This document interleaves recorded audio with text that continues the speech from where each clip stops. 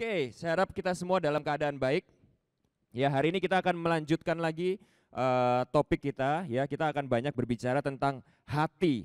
Ya, saya nggak bosan-bosan mengingatkan kepada saudara ya bahwa dalam situasi seberat apapun, dalam musim apapun yang kita hadapi dalam kehidupan ini, peperangan yang utama itu terjadi di dalam hati kita. Kita mesti tahu itu, saudara. Fokus utama kita ada di dalam hati kita. Ya, firman Tuhan berkata, jagalah hatimu dengan segala kewaspadaan, karena dari situlah terpancar kehidupan. Firman Tuhan nggak pernah bilang seperti ini, jagalah keuanganmu, jagalah kesehatanmu, jagalah rekeningmu, jagalah dompetmu, enggak. Tapi yang utama dan pertama, ya Alkitab firman Tuhan mengencourage kita untuk kita ini fokus menjaga hati kita. Kenapa? Karena main isunya itu di situ. Agenda utama Tuhan dalam kehidupan kita itu adalah hati kita. Menjadikan dia yang utama dan pertama di dalam hati kita, ya. Yang kita juga udah belajar beberapa minggu ini, yang mungkin lewat situasi seperti ini justru Tuhan itu pakai, ya. Ini cara kerjanya Tuhan ini. Saudara, bahkan kadang-kadang Tuhan itu sengaja mengizinkan proses, ya, yang dalam tanda kutip seakan-akan menyakiti hidup kita, menyakiti tubuh kita, menyakiti manusia luar kita. Untuk apa? Untuk membereskan apa yang ada di dalam hati kita, memerotoli berhala-berhala kehidupan kita, mengembalikan posisi Tuhan sebagai yang utama di dalam hati kita. Amin, saudara. Nah, hari ini kita akan belajar dari sebuah firman Tuhan yang saya rasa kita semua sudah cukup familiar, ya. Tapi ini menurut saya adalah sebuah warning yang paling keras menurut saya, dan sebuah reminder yang harus kita renungkan sungguh-sungguh di dalam kebenaran firman Tuhan, yaitu Wahyu 2 ayat 1-7. Wahyu 2 ayat 1-7.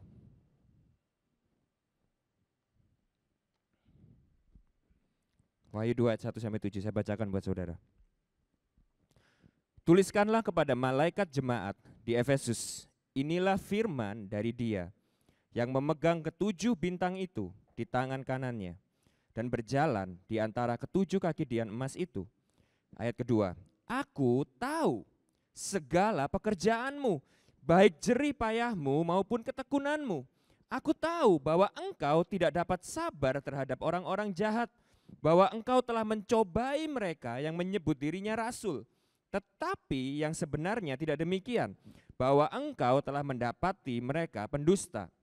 Ayat ketiga, dan engkau tetap sabar dan menderita oleh karena namaku, dan engkau tidak mengenal lelah. Luar biasa, ya saudara. Tapi ayat 4 kita perhatikan baik-baik. Namun demikian, aku mencela engkau karena engkau telah meninggalkan kasihmu yang semula.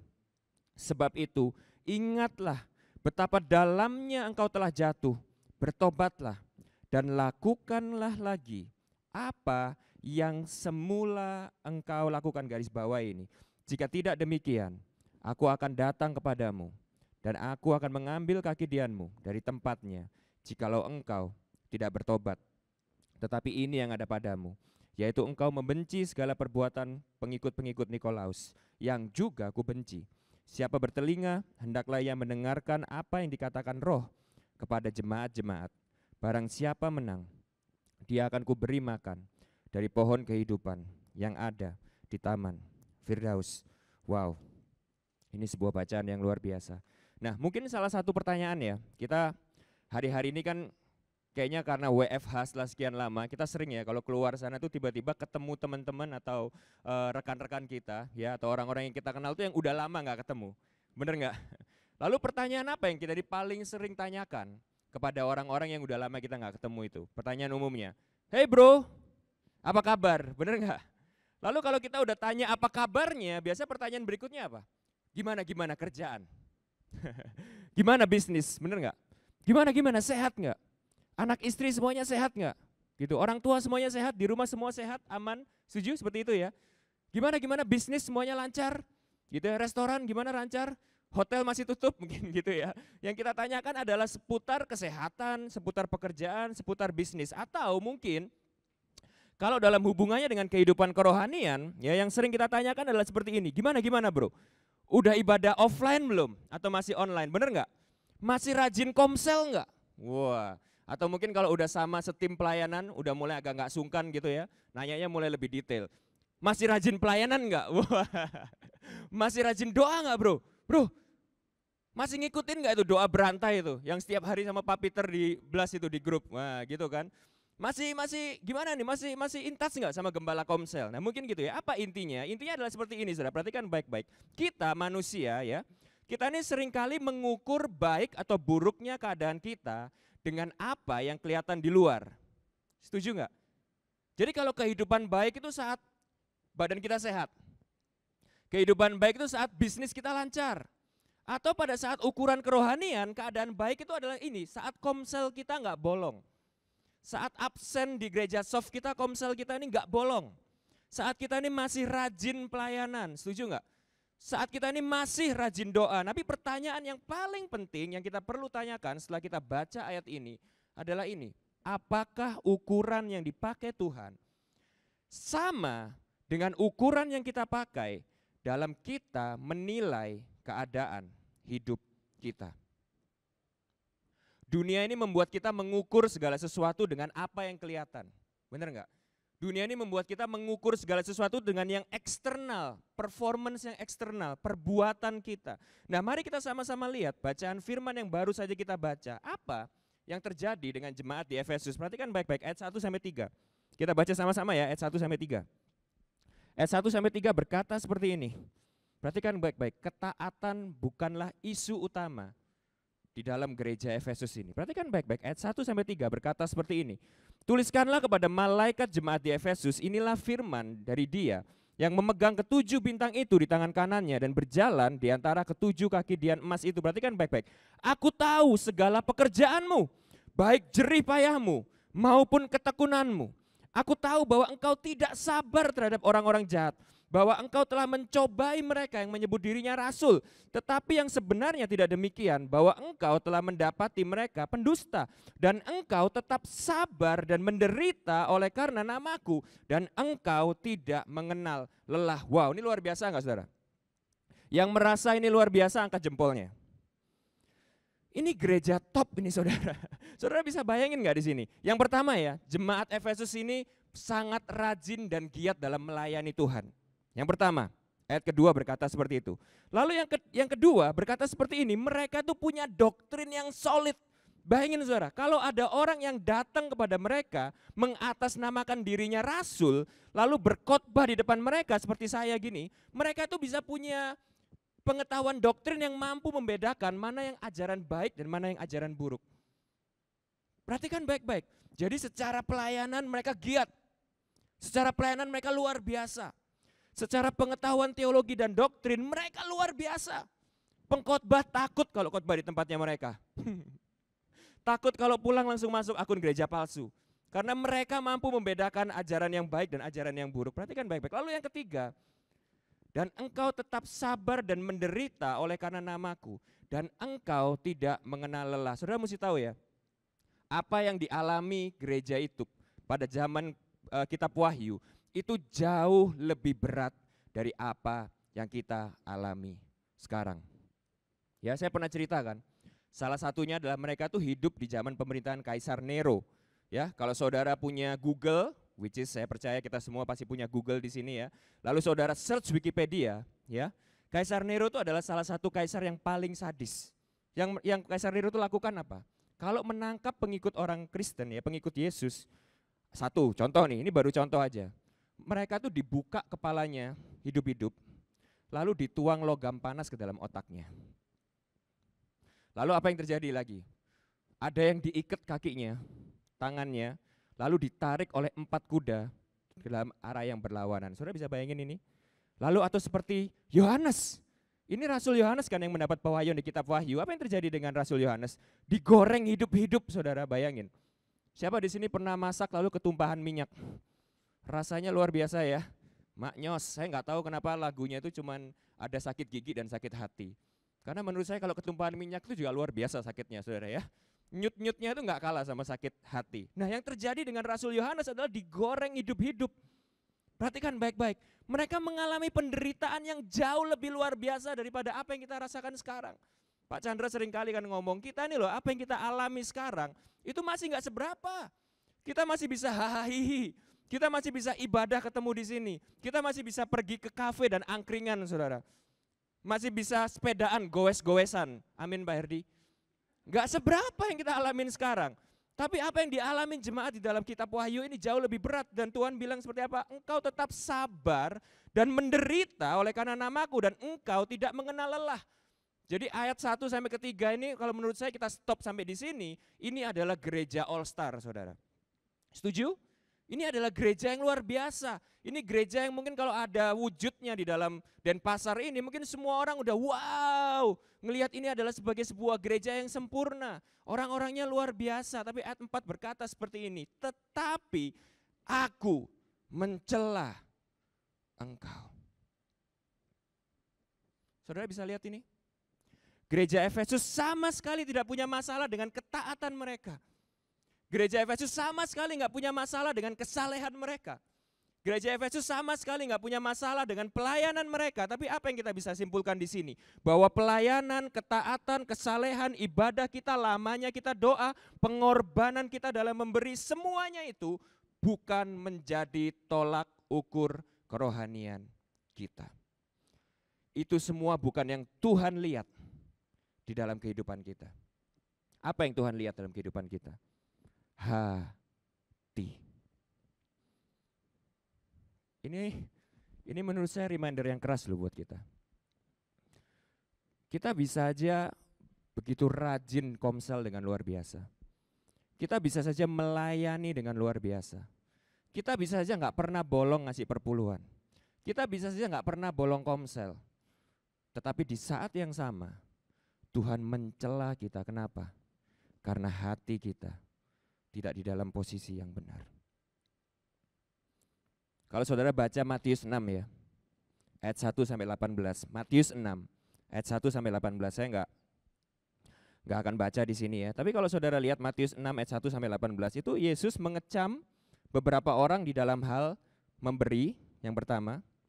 Yang kedua berdoa. Yang ketiga berpuasa.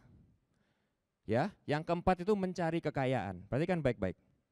Memberi, berdoa, berpuasa, dan mencari kekayaan. Tapi ya saudara mesti perhatikan baik-baik, nanti saudara baca di rumah. Yesus itu enggak membandingkan seperti ini. Oh yang satu ini memberi, yang satu enggak memberi. Oh yang satu ini berdoa dan yang satu tidak berdoa. Oh yang satunya ini berpuasa dan yang satu tidak berpuasa. Oh yang satu ini kerja, yang satu ini malas. Enggak. Perhatikan baik-baik, Tuhan Yesus enggak bilang kayak gini ya. Oleh karena itu kamu harus memberi, jangan enggak memberi. Bukan. Tuhan Yesus enggak bilang seperti ini. Oleh karena itu kamu harus berdoa, jangan enggak berdoa. Bukan. Kamu harus berpuasa, enggak boleh tidak berpuasa. Bukan. Kamu harus kerja, bukan malas. Bukan. Yang Tuhan Yesus permasalahkan adalah orang yang sama-sama memberi, sama-sama berdoa, sama-sama berpuasa, sama-sama bekerja. Tetapi yang satu memberi dengan motivasi hati yang keliru. Dan yang satu memberi dengan hati yang benar. Yang satu berpuasa dengan hati yang keliru. Yang satu berpuasa dengan hati yang benar. Yang satu memberi, berdoa, berpuasa, bekerja dengan hati yang benar. Yang satu bekerja dengan motivasi yang keliru. Jadi perhatikan baik-baik. Perhatikan baik-baik. Tuhan Yesus itu tidak pernah mempermasalahkan kamu pelayanan apa enggak. Kamu rajin komsel apa enggak. Kamu beribadah apa enggak. No, the point is this. Hati kamu saat melakukan semuanya itu. Apa motivasi hati kita? Bagaimana keadaan hati kita saat kita melakukan semuanya itu? Perhatikan baik-baik ya. 2 minggu yang lalu dan 3 minggu yang lalu saya pernah sharing juga tentang anak sulung dan anak bungsu. Perhatikan baik-baik ya. Kita semua yang di gereja ini, kita ini dalam posisi yang lebih berbahaya. Kenapa? Karena seringkali kita ini dalam posisi anak sulung, bener nggak? Kita ke gereja, kita pelayanan, kita komsel, kita memberi, kita berpuasa, kita berdoa. Tetapi yang salah itu bukan dengan ibadah kita, yang salah bukan perbuatan kita, yang salah adalah hati kita. Di saat kita memberi, di saat kita melayani, di saat kita beribadah, hati kita masih sering penuh dengan dengki, hati kita masih penuh dengan iri hati. Hati kita masih penuh dengan keserakahan. Hati kita masih penuh dengan self-centeredness, berpusat pada diri kita sendiri. Sehingga apa? Sehingga seringkali ibadah kita yang kita pakai adalah gini. Kita beribadah, kita melakukan semuanya itu untuk memanfaatkan Tuhan dan sesama kita untuk mendapatkan apa yang kita mau. Kita pakai Tuhan dan sesama kita untuk memoles berhala kita. 1 Samuel 16 ayat 7 berkata seperti ini.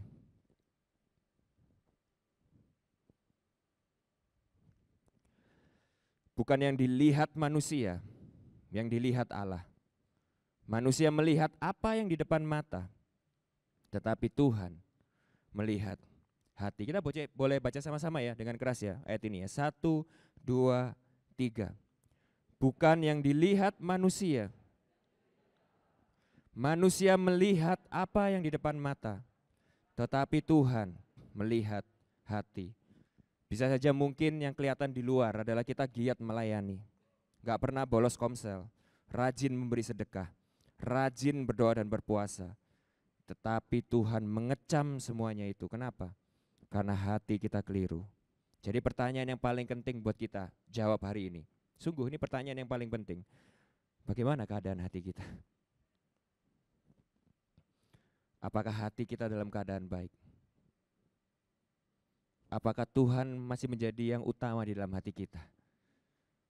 Atau saat kita melakukan semuanya itu sebenarnya diri kita lah yang menjadi pusat utama di dalam hati kita. Kita melakukan semuanya itu seperti anak sulung untuk mendapatkan sesuatu dari Tuhan. Untuk mengejar berkat lebih daripada sang pemberi berkatnya.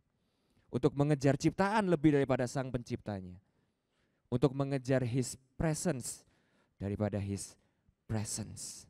Seperti yang dibilang Pastor Henry 2 minggu yang lalu. Nah, apa sih ukuran yang Tuhan itu pakai saat Tuhan itu melihat hati kita? Ayat keempat berkata seperti ini. Perhatikan baik-baik. Ayat keempat. Namun demikian aku mencela engkau karena engkau telah meninggalkan kasih-Mu yang semula. Kasih-Mu yang semula. Banyak teolog tuh yang mendebatkan definisi apa sih kasih yang mula-mula, kasih yang semula ini apa artinya? Ya, apakah ini artinya itu adalah kasih kita terhadap Tuhan atau ini tuh artinya tuh kasih kita terhadap sesama? Oke? Nah, saya setuju dengan John Piper. John Piper pernah berkata seperti ini, bahwa kasih Tuhan, kasih kita terhadap Tuhan dan kasih kita terhadap sesama. Perhatikan baik-baik ya. Kasih Tuhan terhadap kita, kasih kita terhadap Tuhan dan kasih kita terhadap sesama adalah satu hal yang tidak bisa dipisahkan. Jadi John Piper berkata seperti ini, bahwa kasih itu adalah sebuah kelimpahan, hasil kelimpahan dari sukacita kita di dalam Tuhan yang akhirnya itu mengalir keluar kepada Tuhan dan kepada sesama. Perhatikan baik-baik ya. Kasih yang kita miliki dalam hati kita itu adalah hasil kelimpahan yang kita terima dari sukacita yang kita dapatkan daripada Tuhan, sehingga akhirnya kasih itu melimpah keluar baik kepada Tuhan maupun kepada sesama. Jadi kita tidak bisa mengasihi Tuhan dan kita nggak bisa mengasihi sesama kita sebelum kita benar-benar mengalami kasih Tuhan itu terlebih dahulu. Jadi pertanyaannya sekarang adalah gini, melewati situasi COVID seperti saat ini ya, kalau Tuhan itu mengizinkan proses terjadi dalam kehidupan kita, kalau Tuhan mengizinkan mungkin kita mengalami hal-hal sulit sebenarnya, saya sering kali kan mengingatkan ini, untuk mendapatkan sebuah perenungan yang dalam. Renungannya adalah ini, apakah hati kita ini sungguh-sungguh mengasihi Tuhan? Apakah semua ibadah dan ketaatan ini kita lakukan karena kita mengasihi Tuhan atau untuk kepentingan kita sendiri? Apakah Tuhan itu yang memegang tempat yang utama dan pertama di dalam hati kita? Atau kita hanya menggunakan Tuhan untuk mencapai keinginan kita? Ingat ya, Ayub itu mengalami semua yang dialami. Kuncinya itu adalah di pasal 1 ayat ke-6. Yang Pastor Henry pernah bahas juga 2 minggu yang lalu. Pada saat iblis itu bertanya kepada Tuhan, apakah mungkin Ayub itu saleh dan taat kepadamu tanpa mencari apa-apa? Nah, ini sedikit preview.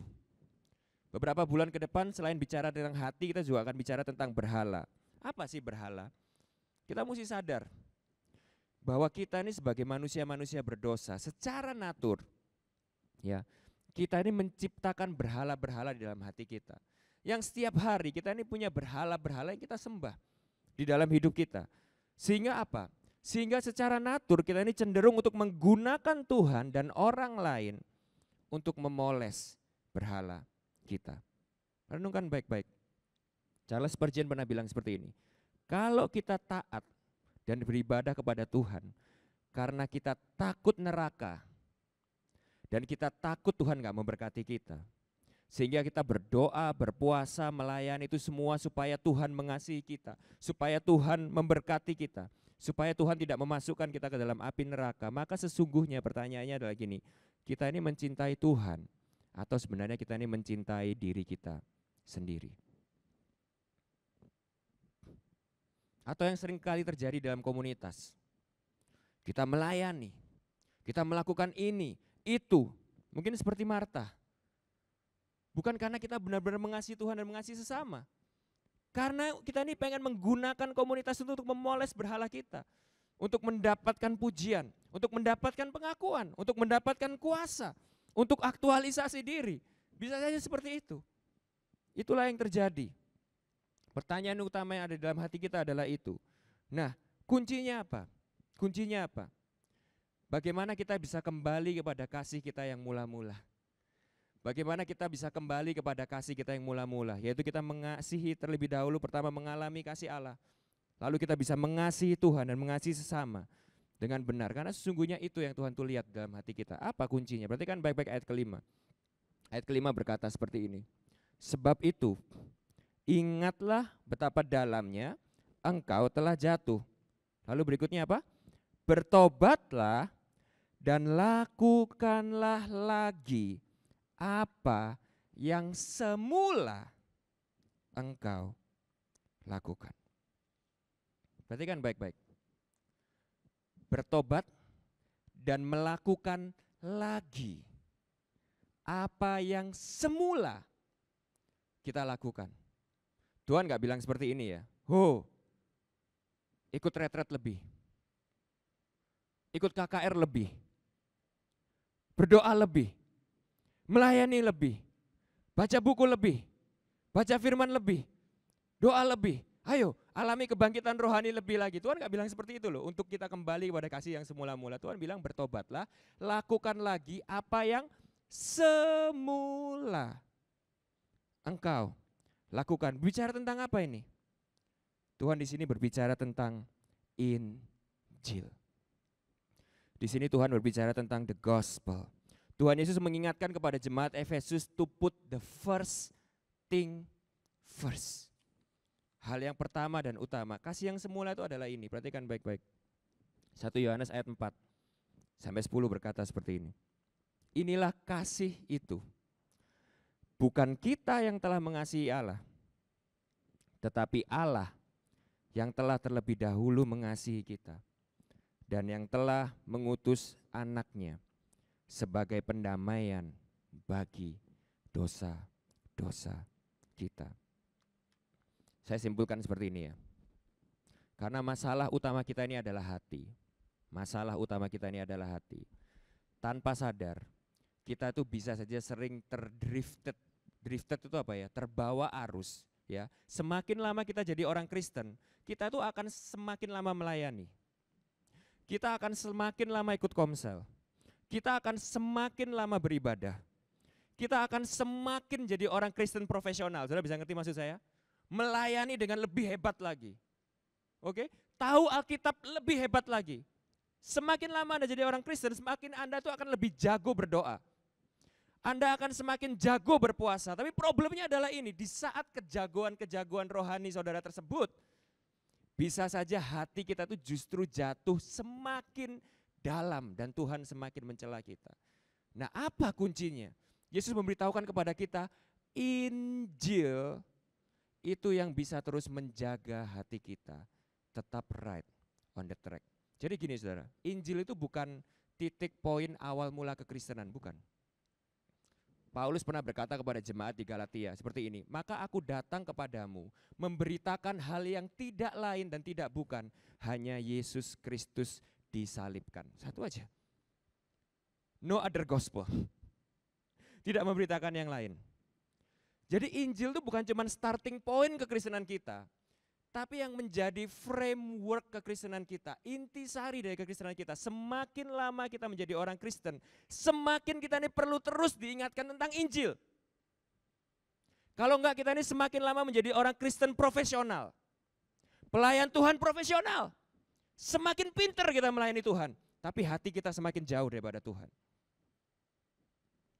Kita semakin pintar dalam kita memberi. Kita makin diberkati, makin banyak kita memberi. Tapi ingat loh ya, pertanyaannya, bukan masalah memberi atau enggak. Bahkan bukan masalah berapa banyak kita memberi, bukan. Tetapi hati kita. Sangat mungkin, semakin lama kita jadi orang Kristen, kita semakin pintar dalam melakukan ibadah Kristen. Tapi sebenarnya yang ada di balik hati kita, itu adalah berhala-berhala yang menyetir hati kita. Semakin kita jadi nama orang Kristen, semakin mungkin kita didrive oleh uang, kita didrive oleh pengakuan orang, kita didrive oleh kuasa, kita didrive oleh kenyamanan, kita didrive oleh berkat lebih daripada sang pemberi berkat, kita didrive oleh pemberian Tuhan daripada sang pemberi, kita didrive oleh His presence lebih daripada His presence. Sehingga ini loh yang cuman bisa memastikan hati kita selalu di track yang benar, Injil. Dengan mengingatkan diri kita terus-menerus tentang Injil. Bahwa kita semua ini adalah manusia berdosa yang menuju kebinasaan. Dan bagaimana Yesus Kristus mati di atas kayu salib untuk dosa-dosa kita. Untuk mengembalikan hati kita kepada Tuhan. Ini adalah agenda utama Tuhan dalam kehidupan kita. Sorry, saya mau bilang seperti ini. Yesus enggak mati untuk membuat kita kaya. Kalau saudara baca di Perjanjian Lama, itu sudah banyak orang kaya sebelum Yesus mati, saudara. Sorry ini saya ngomong. Bahkan tidak harus jadi orang Kristen untuk kaya. Kalau saudara baca di Perjanjian Lama, yang kaya-kaya itu justru bangsa kafir. Firaun, Xerxes, semuanya itu. Itu semua kaya. Lebih kaya daripada orang-orang Kristen. Loh, orang Kristen kan juga, oke, Abraham itu kaya, saudara. Daud kaya, Yusuf kaya, semuanya itu terjadi di Perjanjian Lama sebelum Yesus mati. Jadi kesimpulannya lagi nih, Yesus mati di dalam dunia ini bukan untuk menjadikan kita kaya. Bukan untuk ngasih kita berkat, tapi untuk mengembalikan hati kita kepada Bapa. Bahkan bukan untuk bikin kita taat loh. Bangsa Israel itu di Perjanjian Lama tidak punya isu dalam ketaatan juga sebenarnya. Kalau saudara baca mulai dari minor prophet sampai akhir, itu mereka tuh imam-imamnya taat sih kalau secara agama. Tapi Yesus tuh jijik banget sama ibadah mereka. Yesus mencela ibadah mereka. Kenapa? Karena di tengah-tengah ketaatan dan keagamaan mereka, hati mereka tuh jauh daripada Tuhan. Sehingga akhirnya di Matius berapa tuh saya lupa, Yesus bilang kepada kaum Farisi, mulutmu memuji Tuhan. Kamu beribadah, kamu tahu semua Taurat, kitab Taurat, tapi hatimu itu begitu jauh daripadaku. Mulutmu itu terbuka, ternganga seperti liang kubur. Aku jijik ngelihatnya. Saudara tahu ini? Problem kita itu bukan itu. Itu kenapa kita perlu Injil. Yang setiap hari ngingetin kepada kita apa yang Tuhan sudah lakukan buat kita. Dan siapa kita. Yesus tidak mati untuk membuat kita kaya. Yesus bahkan bukan mati untuk sekedar membuat kita menjadi orang Kristen yang beragama dan saleh. Tapi Yesus mati untuk memiliki hati kita. Mengembalikan hati kita kepada Bapa. Ini adalah persoalan terbesar kita. Hati kita yang self-centered karena dosa. Dan ini adalah alasan Yesus turun ke dunia. Mati bagi kita. Saya undang untuk pemain musik. Kembali saya akan tutup dengan ini. Saya tutup dengan 2 quotes. Martin Luther berkata seperti ini. Kita perlu untuk mendengar Injil setiap hari. Kenapa? Karena kita lupa akan Injil setiap hari. Injil itu core dari kekristenan kita. Tapi kita sering lupa akan Injil. Kekristenan itu menjadi cuma sekedar agamawi untuk mencari berkat. Mencari terobosan. Mencari pemberian daripada pemberinya. Mencari hal-hal keuntungan daripada Tuhan dan daripada orang lain. Saya bukannya tidak mempermasalahkan sih. Kalau ada orang yang bilang seperti ini, oh, aku jadi orang Kristen karena dulu aku hidup susah. Lalu Yesus membantu aku keluar daripada kesusahanku. Atau oh dulu aku miskin, Lalu Tuhan memberkati aku, makanya aku sekarang jadi orang Kristen. Karena Tuhan Yesus bisa memberkati aku. Dan aku membuat aku jadi orang sukses dan kaya. Tapi saya bilang sama saudara, hati-hati. Tuhan bukan melihat itu semua. Tuhan melihat hati kita. Sehingga Tim Keller bilang seperti ini. Untuk menjadi orang Kristen, pertama-tama kita harus mengakui masalah utama kita, yaitu bahwa kita telah menggantikan Allah dengan diri kita, baik melalui agama atau melalui penolakan agama. Baik saudara mau jadi anak bungsu atau saudara mau jadi anak sulung, yang saya sudah bahas 3 minggu lalu. Problem kita adalah kita menolak Tuhan. Kita menggantikan Tuhan dengan diri kita sendiri. Kita berubah bukan dengan bertobat lebih sering, tetapi bertobat lebih dalam. Motivasi demikian hanya dapat bertumbuh dalam diri seseorang yang telah disentuh oleh anugerah Tuhan secara mendalam. Jadi semakin lama kita jadi orang Kristen, itu kalau saya boleh simpulkan, saudara, bukan semakin hebat kita melayani, bukan semakin lama kita berdoa, bukan semakin rajin kita komsel, itu semua hasil, itu semua manifestasi. Tapi yang utama dan pertama adalah sebagaimana kita semakin dalam menghargai dan menghormati kasih anugerah Tuhan dalam kehidupan kita. Dan bagaimana kasih itu yang terus-menerus merubah hati kita, membuat kita menjadi orang yang lebih humble, membuat kita menjadi semakin serupa seperti Kristus, Allah yang telah mati buat kita terlebih dahulu. Kasih itu yang pelan-pelan memprotoli berhala kita satu-satu. Yang tadinya kita berdoa mencari berkat, kita menjadi berdoa karena Tuhan sudah terlebih dahulu memberikan yang terbaik bagi kita di atas kayu salib. Yang tadinya melayani untuk aktualisasi diri, untuk mendapatkan pengakuan dan hormat, tapi kita sekarang melayani karena kita telah diterima dan mendapatkan pengakuan yang terbesar saat Yesus Kristus mati bagi kita di atas kayu salib. Yang tadinya kita memberi supaya kita bisa menuai berkali-kali lipat lebih ganda, bukan. Tapi sekarang kita memberi karena Yesus terlebih dahulu sudah memberikan kepada kita yang kita tidak akan pernah bisa bayar kembali. Sehingga akhirnya apa? Sehingga akhirnya segala hidup kita pusatnya tuh gak di diri kita sendiri lagi. Pusatnya adalah di Kristus. Untuk menghargai pengorbanannya, untuk menghormati salibnya, untuk membayar balik hutang nyawa yang Tuhan sudah bayarkan terlebih dahulu pada kita. Meskipun kita tidak akan pernah bisa membayarnya dengan lunas, tapi kita berikan segala hidup kita karena Dia sudah terlebih dahulu